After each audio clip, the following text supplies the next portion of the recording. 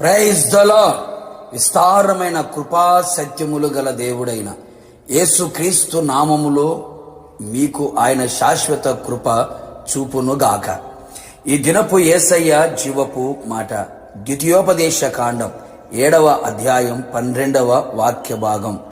నీకు కృప చూపును.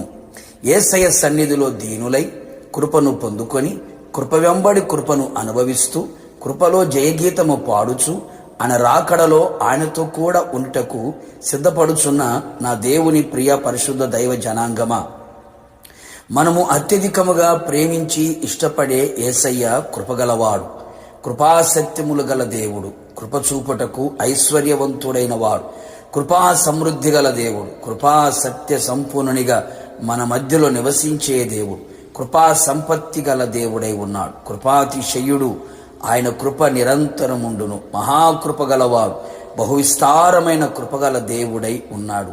ఆయన కృప ఆకాశము కంటే ఎత్తైనది. అట్టి కృపగల దేవుడు నీ ఎడల, నీ కుటుంబం ఎడల, నీ కలిగిన సమస్తము ఎడల ఆయన నీకు కృప చూపును.